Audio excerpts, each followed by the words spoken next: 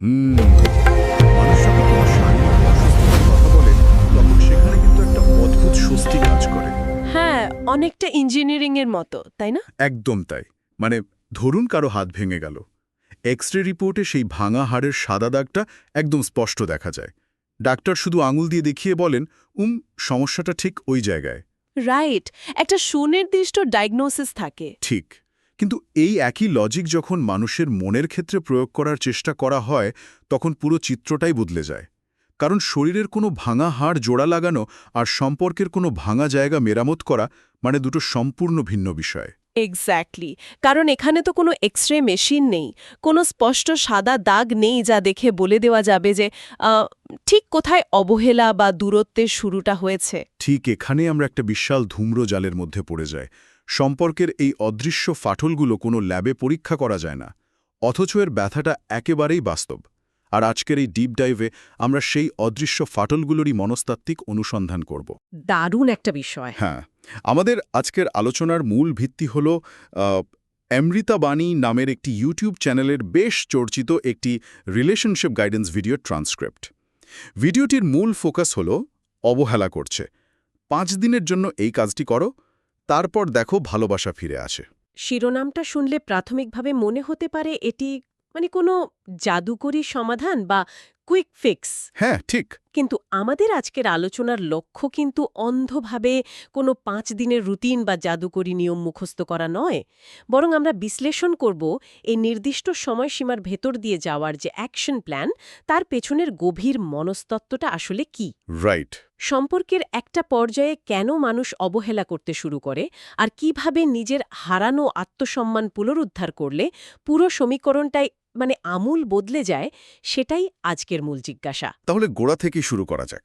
উৎসের একেবারে প্রথম ভাগে যে বিষয়টা খুব জোরালোভাবে উঠে এসেছে তা হলো অবহেলার জন্মস্থান। মানে সম্পর্কে অবহেলা কখন আসে। এটা খুব গুরুত্বপূর্ণ একটা পয়েন্ট। বলা হচ্ছে অবহেলা ঠিক তখনই ডালপালা মেলতে শুরু করে যখন একজন মানুষ অন্যজনের কাছে পুরোপুরি প্রিডিক্টেবল বা অনুমানযোগ্য হয়ে যায়। সারাক্ষণ অ্যাভেলেবল থাকা, একটা মেসেজ বা কল আসার সাথে সাথেই সব কাজ ফেলে উত্তর দেওয়া, এই বিষয়গুলো অন্যজনকে অবচেতনভাবে একটা বার্তা দেয়। হ্যাঁ, বার্তা দেয় যে এই মানুষটি কখনোই হারিয়ে যাবে না। ঠিক তাই। ঠিক আছে, চলুন বিষয়টা একটু খুলে দেখা যাক। এই যে প্রেডিক্টেবিলিটি বা সারাক্ষণ উপস্থিত থাকা, এটা কিভাবে অবহেলার জন্ম দেয়? এখানে সবচেয়ে চমকপ্রদ বিষয়টা হল মনস্তত্ত্বের ভাষায় একেই সহজলভ্যতার ফাঁদ বলা যেতে পারে। যখন কারো উপস্থিতি পুরোপুরি টেকেন ফর গ্রান্টেড হয়ে যায়, তখন সে মানুষটির চারপাশে আর কোনো রহস্য অবশিষ্ট থাকে না। ও আচ্ছা, মানে রহস্যের অভাবটাই মূল সমস্যা। একদম। মানব মস্তিষ্ক স্বভাবতই সেই জিনিসের প্রতি আগ্রহ হারিয়ে ফেলে যাকে পাওয়ার জন্য আর কোনো মানসিক বা শারীরিক শ্রম দেওয়ার প্রয়োজন নেই। ভালোবাসা তখন একটা উপহারের বদলে একক জন্মাধিকার বা বার্থ রাইট হিসেবে পরিগণিত হতে শুরু করে। এটা তো অনেকটা থ্রিলার মুভি দেখার মতো। মানে কেউ যখন একটা থ্রিলার মুভি দেখে, কিন্তু মুভির প্রতিটি দৃশ্য, ক্লাইম্যাক্স, এমনকি শেষ দৃশ্যটাও তার আগে থেকেই জানা থাকে। তখন তো আর দেখার কোনো মজাই থাকে না। এক্স্যাক্টলি। সেই মুভির প্রতি তার আর বিন্দুমাত্র সাসপেন্স বা আগ্রহ থাকে না। সম্পর্কের ক্ষেত্রেও যখন মানুষ বুঝতে পারে যে অপর প্রান্তের মানুষটির পালানোর কোনো জায়গাই নেই, সে যাই করুক না কেন অপরজন মাটি কামড়ে পড়ে থাকবে, তখন থেকেই এই সমস্যা শুরু। হ্যাঁ, একদম সত্যি কথা। কিন্তু এখানে আমার একটা বড় সড়ো খটকা লাগছে। আমরা তো গল্পে, উপন্যাসে সবসময় শিখেছি যে ভালোবাসায় সব উজাড় করে দিতে হয়। তাহলে কি এই তত্ত্ব অনুযায়ী সম্পর্কে সম্পূর্ণভাবে নিবেদিত প্রাণ হওয়াটাই দিন শেষে হিতে বিপরীত হতে পারে? এটা খুব চমৎকার একটা পয়েন্ট। আর এখানেই সবচেয়ে বড় বিভ্রান্তিটা তৈরি হয়। নিবেদিত হওয়া আর নিজের অস্তিত্ব বিলীন করে দেওয়া কিন্তু এক জিনিস নয়। মানুষের মনস্তত্ত্ব এমনভাবেই কাজ করে যে সম্মান এবং মনোযোগ কখনো কারো কাছে ভিক্ষা করে পাওয়া যায় না। রাইট, ভিক্ষা করে সম্মান মেলে না। যখন কোনো সম্পর্কে একজন মানুষ অপরজনকেও পুরোপুরি নিজের হাতের মুঠোয় পেয়ে যায়, তখন সে নিজের অজান্তেই তাকে অবমূল্যায়ন করতে শুরু করে। কারণ সে জানে, সে যতই খারাপ ব্যবহার করুক বা অবহেলা করুক, মানুষটা কোথাও যাবে না। মানে পালানোর কোনো ভয় নেই। হ্যাঁ, এই পরম নিশ্চয়তাটুকুই অবহেলার সবচেয়ে উর্বর জমি তৈরি করে। এর মানে এই নয় যে ভালোবাসা যাবে না, এর মানে হলো নিজের আত্মসম্মানের সীমানাটা মুছে ফেলা যাবে না। বুঝতে পেরেছি। আর এই সীমানা বা বাউন্ডারি পুনরায় স্থাপন করার জন্যই মূলত উৎসটিতে মানে একটি 5 দিনের অ্যাকশন প্ল্যানের কথা বলা হয়েছে। হ্যাঁ, একটা স্ট্রাকচার্ড প্ল্যান। তবে এই প্ল্যানটাকে আমরা গতানুগতিক প্রথম দিন এই করো, দ্বিতীয় দিন ওই করো এভাবে না দেখে বরং একটা মনস্তাত্ত্বিক পরিবর্তনের কয়েকটি পর্যায় হিসেবে দেখতে পারি। প্রথম পর্যায়টি হল সম্পূর্ণ সাইলেন্স বা নীরবতা। সাইলেন্স। কোনো মেসেজ করা যাবে না, ফোন করা যাবে না, সোশ্যাল মিডিয়ায় কারো স্টোরিতে রিয়্যাক্ট করা যাবে না, মেসেজ সিন হলেও কোনো উত্তর বা ব্যাখ্যা দেওয়া থেকে পুরোপুরি বিরত থাকতে হবে। এটা বেশ কঠিন একটা ধাপ। অবশ্যই কঠিন। বলা হচ্ছে এই নীরবতাই নাকি হবে সবচেয়ে বড় হাতিয়ার, যা ওই প্রেডিক্টেবিলিটির দেওয়াল ভেঙে রহস্য তৈরি করবে। কিন্তু আমার প্রশ্ন হলো, এটা কি স্রেফ ইমোশনাল ম্যানিপুলেশন বা এক ধরনের টক্সিক মাইন্ড গেম হয়ে যাচ্ছে না? বাইরে থেকে দেখলে একে ম্যানিপুলেশন মনে হতে পারে, কিন্তু গভীরভাবে বিশ্লেষণ করলে দেখা যাবে এটি মূলত একটা ডোপামিন ডিটক্স এবং বাউন্ডারি সেটিংয়ের প্রক্রিয়া। ডোপামিন ডিটক্স ব্যাপারটা একটু বুঝিয়ে বলবেন। হ্যাঁ, মানে ম্যানিপুলেশন হলো অন্যকে নিয়ন্ত্রণ করার চেষ্টা, আর এই নীরবতা হলো নিজেকে নিয়ন্ত্রণের ভেতর নিয়ে আসার চেষ্টা। যখন সারাক্ষণ কেউ অপর মানুষের মনোযোগের উপর নির্ভরশীল হয়ে পড়ে, তখন তার সাথে যোগাযোগ বিচ্ছিন্ন করাটা অনেকটা কোনো কঠিন রাসায়নিক আসক্তি ছাড়ার মতো যন্ত্রণাদায়ক। আসক্তির মতো, রাইট? অবহেলিত মানুষটির মস্তিষ্ক বারবার সেই ডোপামিনের জন্য আকুল হয়ে ওঠে, কিন্তু এই নীরবতা অপরপক্ষের মনেও একটা প্রবল ধাক্কা দেয়। ও আচ্ছা, মানে যে অবহেলা করছিল তার মস্তিষ্কের রসায়নেও তখন একটা পরিবর্তন আসে। ঠিক তাই। যে মানুষটি এতদিন জানত যে সে একটু ইশারা করলেই অপর প্রান্ত থেকে সাড়া আসবে, সে হঠাৎ করে বুঝতে পারে যে তার চেনা ছকের বাইরে কিছু একটা ঘটছে। তার মানে তার ওই টেকেন ফর গ্রান্টেড ইকোসিস্টেমটা ভেঙে পড়ে। একদম। সে যে ডোপামিন বা ক্ষমতার স্বাদ পাচ্ছিল এই ভেবে যে আমি কাউকে পুরোপুরি নিয়ন্ত্রণ করছি, সেই ক্ষমতার জায়গাটাতে হঠাৎ একটা বড়সড় শূন্যতা তৈরি হয়। ওয়াও। বুঝতে পারছি। প্রথম পর্যায়ের এই প্রাথমিক ধাক্কাটা দেওয়ার পর দ্বিতীয় পর্যায়টি হল নিজেকে গুছিয়ে নেওয়ার। নিজের চুল, পোশাক, শরীর এবং সর্বোপরি নিজের মনের দিকে নতুন করে মনোযোগ দেওয়া। হ্যাঁ, নিজের দিকে ফিরে তাকানো। বলা হচ্ছে আয়নার সামনে দাঁড়িয়ে নিজেকে নতুনভাবে আবিষ্কার করতে হবে, এমনভাবে সাজতে হবে যেন নিজের প্রেমে পড়তে ইচ্ছে করে। কিন্তু এখানে একটা খুব মজার শর্ত জুড়ে দেওয়া হয়েছে। শর্তটা কি? শর্তটা হলো, এই সুন্দর মুহূর্তগুলোর কোনো ছবি বা প্রমাণ সোশ্যাল মিডিয়ায় পোস্ট করে কাউকে দেখানো যাবে না। এই শর্তটা এত গুরুত্বপূর্ণ কেন? কারণ এই একটি শর্তের মধ্যেই লুকিয়ে আছে আত্মসম্মান পুনরুদ্ধারের আসল চাবিকাঠি। মানুষ সাধারণত সাজগোজ করে অন্যের মনোযোগ আকর্ষণের জন্য। সোশ্যাল মিডিয়ায় সুন্দর ছবি দেওয়া মানেই হল পরোক্ষভাবে মানুষের কাছ থেকে, বিশেষ করে সেই অবহেলাকারী মানুষটার কাছ থেকে কোনো রিয়াকশন বা ভ্যালিডেশন আশা করা। রাইট, একটা লাইক বা কমেন্টের আশায় বসে থাকা। ঠিক, কিন্তু যখন কেউ শুধুমাত্র নিজের জন্য সাজে, আয়নায় নিজেকে দেখে নিজের প্রশংসা করে এবং তার কোনো প্রমাণ বাইরের পৃথিবীকে দেখানোর তাগিদ অনুভব করে না, তখন তার আত্মবিশ্বাসের জায়গাটা অন্যের অনুমোদনের বাইরে গিয়ে স্বাধীনভাবে মজবুত হতে শুরু করে। অর্থাৎ বাইরের মানুষের হাততালি ছাড়াই নিজের পারফরমেন্সে সন্তুষ্ট হতে শেখা। এটা দারুণ একটা পয়েন্ট। এরপর আসে তৃতীয় পর্যায়, নতুন কিছুতে মন দেওয়া এবং নিজের ভেতরের শূন্যতা ভরাট করা। হ্যাঁ, শূন্যতাটা তো পূরণ করতে হবে। অন্যের মেসেজের অপেক্ষায় প্রহর গোনার বদলে নতুন কোনো বই পড়া, বন্ধুদের সাথে বের হওয়া বা নতুন কোনো স্কিল শেখা, যেমন ভিডিও এডিটিং, কুকিং বা ফটোগ্রাফি। আচ্ছা, তৃতীয় দিনের এই যে নিজের দিকে মনোযোগ দেওয়া, এটি কি শুধুই অপর মানুষকে কিউরিয়াস বা কৌতূহলী করার একটা ফাঁদ, নাকি নিজের কেন্দ্রবিন্দু বা সেন্টার অফ গ্র্যাভিটি নিজের কাছে ফিরিয়ে আনার একটা বৃহত্তর কৌশল? যদি আমরা বৃহত্তর প্রেক্ষাপটের সাথে এটিকে মেলাই, তবে এটা নিশ্চিতভাবেই সেন্টার অফ গ্র্যাভিটি ফিরিয়ে আনার কৌশল। মানুষ যখন অন্যের কাছ থেকে পাওয়ার শূন্যতা নিজের ভেতর থেকে পূরণ করতে শেখে, তখন অন্যের অবহেলা তাকে আর ততটা আঘাত করার ক্ষমতা রাখে না। সে নিজের ব্যক্তিগত গ্রোথ বা বৃদ্ধিকে অগ্রাধিকার দিতে শুরু করে। হ্যাঁ, আর মজার ব্যাপার হল, যখন কেউ সত্যিকার অর্থেই নিজের জীবনে ব্যস্ত হয়ে পড়ে তখন তার সেই ব্যস্ততার ভাইব বা শক্তি বাইরের জগতেও ছড়িয়ে পড়ে। আর ঠিক তখনই অপরজনের মনে হাজারো প্রশ্নের জন্ম হয়, তাই না? এক্স্যাক্টলি। সে ভাবতে শুরু করে, সে কি নতুন কাউকে পেল, সে কি একেবারে বদলে গেল? এই প্রশ্নগুলোই সেই হারিয়ে যাওয়া কিউরিওসিটি বা কৌতূহলকে নতুন করে জাগিয়ে তোলে। এই কৌতূহল তৈরি হওয়ার পরে আসে চতুর্থ পর্যায়, যার মন্ত্র হল দূরত্বকে শক্তিতে রূপান্তর করা। উৎসটিতে খুব কড়াভাবে বলা হয়েছে যে এই সময় কোনোভাবেই ভেঙে পড়া যাবে না। এটা খুব ভাইটাল একটা জায়গা। সোশ্যাল মিডিয়ায় কোনো দুঃখের গান, কান্নাকাটি বা হাহাকার দেখানো যাবে না, কারণ দুর্বলতা দেখালে তা অপরের জন্য পাওয়ার বা ক্ষমতা হয়ে দাঁড়ায়, আর নিজের শক্তি ও ব্যস্ততা অপরের জন্য কনফিউশন বা বিভ্রান্তি তৈরি করে। একদমই তাই। মানুষ যখন দেখে যে যাকে সে অবহেলা করছিল সে তার অভাবে কাঁদছে না, বরং স্বাভাবিক এবং হাসি খুশি আছে, তখন তার ইগো বা অহংবোধে খুব বড় ধরনের একটা ধাক্কা লাগে। হ্যাঁ, ইগোতে আঘাত লাগাটাই তো স্বাভাবিক। সে চরম কনফিউজড হয়ে যায় যে দূরত্বটা এতদিন সে উপভোগ করছিল, কারণ সে জানত চাইলেই সেই দূরত্ব ঘোচাতে পারবে। সেই দূরত্বটাই তখন তার কাছে একটা বড় প্রশ্নবোধক চিহ্ন বা হুমকির মতো মনে হয়।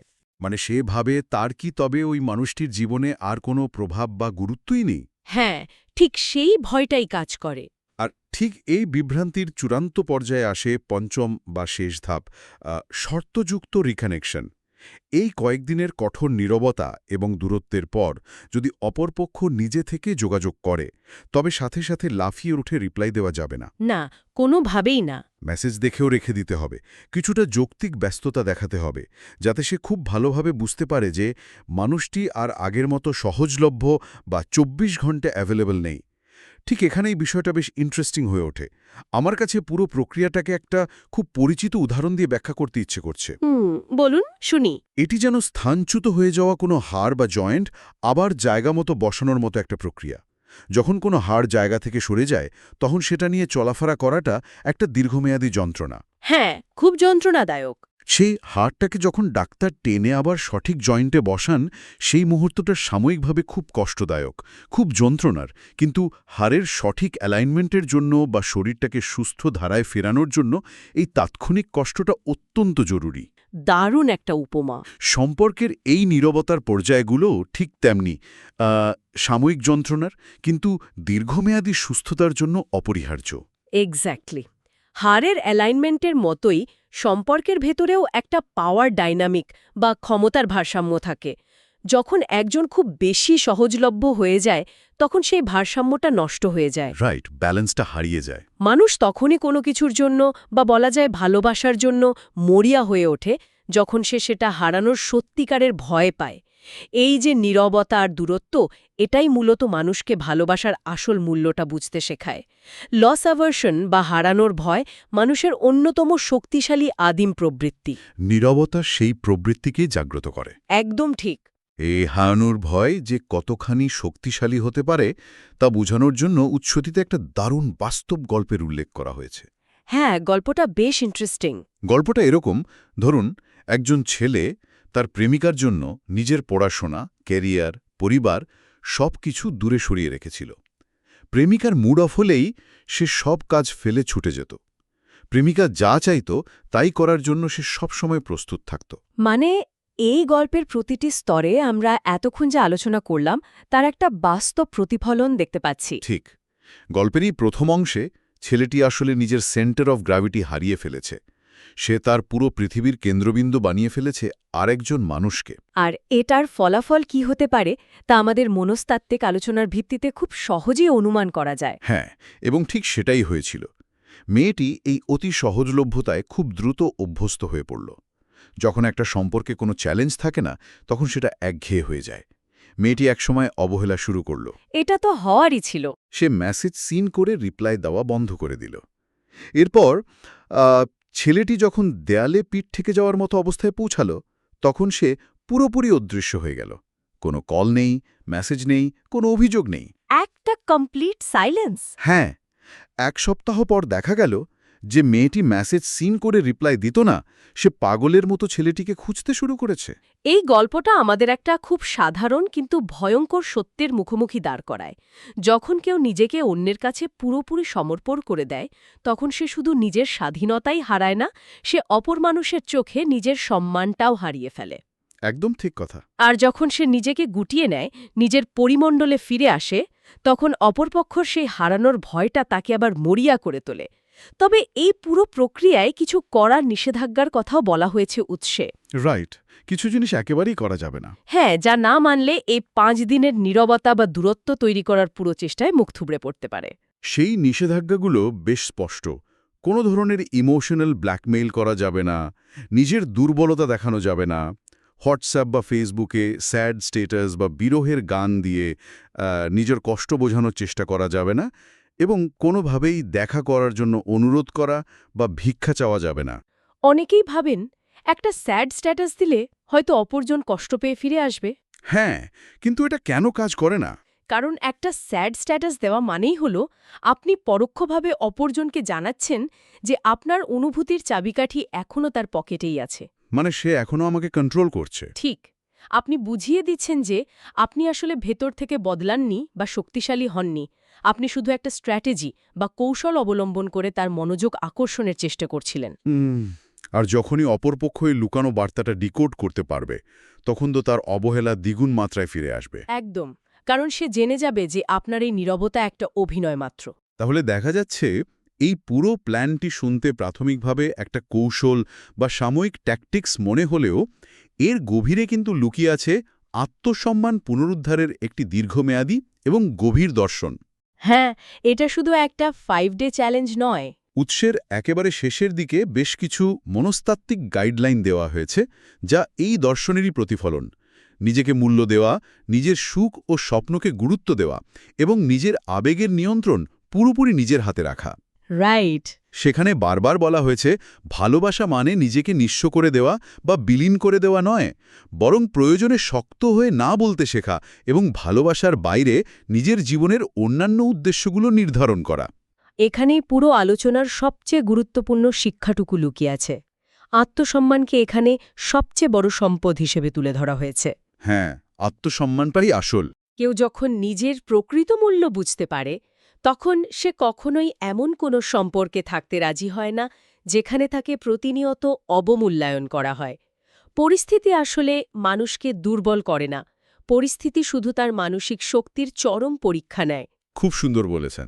যে ব্যক্তি নিজের আত্মসম্মান রক্ষা করে শক্ত হয়ে দাঁড়াতে পারে, নিজের সীমানা নির্ধারণ করতে পারে, তাকে কখনো কেউ অবহেলা করার সাহস পায় না। উৎসের একটি চমৎকার লাইন এই প্রসঙ্গে খুব মনে পড়ছে, ভালোবাসা কখনো ভিক্ষা নয়, এটি একটি মূল্যবান উপহার, এটি ভিক্ষা করে অর্জন করা যায় না। একদম সত্য। তাহলে এই সব কিছুর মানে কি দাঁড়াচ্ছে? এই যে 5 দিনের বা কয়েক ধাপের পুরো প্রক্রিয়াটি, এটি কি আদতে অন্যকে ভিড়ে পাওয়ার বা তাকে নিজের সুবিধামতো ম্যানিপুলেট করার কৌশল, নাকি এটা নিজের কেন্দ্রবিন্দুতে ফিরে এসে নিজেকে নতুন করে ভালোবাসার একটি ছদ্মবেশ মাত্র? এটি একটি গুরুত্বপূর্ণ প্রশ্ন তুলে ধরে। আপাতদৃষ্টিতে মনে হতে পারে এটি ওই মানুষটিকে ফিরিয়ে আনার একটা টুল। কিন্তু যদি কেউ সত্যিকার অর্থে এই নীরবতা, আত্ম-উন্নয়ন এবং দূরত্বের পর্যায়গুলো নিষ্ঠার সাথে পালন করে, তবে শেষ পর্যায়ে গিয়ে তার আর ওই নির্দিষ্ট মানুষটার ভ্যালিডেশন বা অনুমোদনের প্রয়োজন পড়বে না। মানে সে নিজেই নিজের জন্য যথেষ্ট হয়ে যাবে। এক্স্যাক্টলি। এই যাত্রার আসল উদ্দেশ্য শুধুমাত্র সেই মানুষটিকে ফিরিয়ে আনা নয়, বরং নিজেকে এমন একটি মানসিকভাবে শক্তিশালী, স্বয়ংসম্পূর্ণ অবস্থানে নিয়ে যাওয়া, যেখানে ভবিষ্যৎ জীবনে আর কোনোদিন কেউ তাকে অবহেলা করার দুঃসাহস না পায়। নিজের হাঁটার শব্দই নিজের আত্মবিশ্বাসী যেন তখন সবচেয়ে বড় এবং জোরালো উত্তর হয়ে ওঠে। সত্যি অসাধারণ একটি মনস্তাত্ত্বিক পরিক্রমা। আমরা একেবারে আজকের এই ডিপ ডাইভের শেষ পর্যায়ে চলে এসেছি। আজকের এই গভীর বিশ্লেষণে আমরা দেখলাম কিভাবে অতিরিক্ত সহজলভ্যতা এবং অনুমানযোগ্যতার কারণে একটা সম্পর্কে অবহেলা নিঃশব্দে বাসা বাঁধে। হ্যাঁ। তারপর আমরা সেই নীরবতা, আত্ম-উন্নয়ন, দূরত্বকে শক্তিতে পরিণত করা এবং পরিশেষে অন্যের অনুমোদনের উপর নির্ভরশীলতা কাটিয়ে নিজের আত্মসম্মান পুনরুদ্ধারের একটি চমৎকার মনস্তাত্ত্বিক যাত্রা পার করলাম। আর এই পুরো যাত্রাটি থেকে যে মোদ্দা কথাটা বেরিয়ে আসে তা হল, নিজের আবেগের রিমোট কন্ট্রোল কখনোই অন্যের হাতে তুলে দিতে নেই। নিজের জীবনের অগ্রাধিকার বা প্রায়োরিটি নিজেকেই সেট করতে হয়। রাইট। অন্য কেউ এসে সেই শূন্যস্থান পূরণ করে দেবে না। একদম না। যে কোনো মানুষের জীবনেই এমন অবহেলার পর্যায়ে আসতে পারে যখন মনে হয় পায়ের তলার মাটিগজি সরে যাচ্ছে, কিন্তু এই মনস্তাত্ত্বিক মেকানিজমগুলো জানা থাকলে সেই অন্ধকারের মধ্যেও নিজের মূল্য ধরে রাখা এবং নিজের কেন্দ্রবিন্দুতে স্থির থাকা অনেক সহজ হয়ে যায়। হ্যাঁ, সেটা তো বটেই। যাই হোক, আজকের এই বিশ্লেষণ আমরা এখানেই শেষ করব। তবে শেষ করার আগে একটা গভীর চিন্তা সবার ভাবনার জন্য রেখে যেতে চাই। পর্বের শুরুতে আমরা বলেছিলাম সম্পর্কের অসুখগুলো এক্স-রে মেশিনে ধরা পড়ে না, জায়গাটা বেশ ধোঁয়াশাচ্ছন্ন। কিন্তু এই ধোঁয়াশা থেকে বেরিয়ে আসার যে পথটা আজ আমরা দেখলাম, সেটা মানব চরিত্রের একটা অদ্ভুত এবং কিছুটা অস্বস্তিকর প্রশ্নের মুখোমুখি দাঁড় করায়। সেটা কি? যদি সম্পূর্ণ মনোযোগ সরিয়ে নেওয়ার কারণেই অন্য একজন মানুষ হঠাৎ করে আমাদের মূল্য বুঝতে শুরু করে, তবে কি মানুষের রোম্যান্টিক আকর্ষণের মূল ভিত্তি ভালোবাসার প্রাচুর্য বা পূর্ণতার ওপর দাঁড়িয়ে নেই? খুব ইন্টারেস্টিং। বরং তা কি দাঁড়িয়ে আছে শূন্যতা এবং হারানোর ভয়ের ওপর? মানুষ কি মানসিকভাবে এমনভাবেই তৈরি যে সে শুধু সেই জিনিসটির কদর করতে জানে যা তার হাতছাড়া হয়ে যেতে পারে?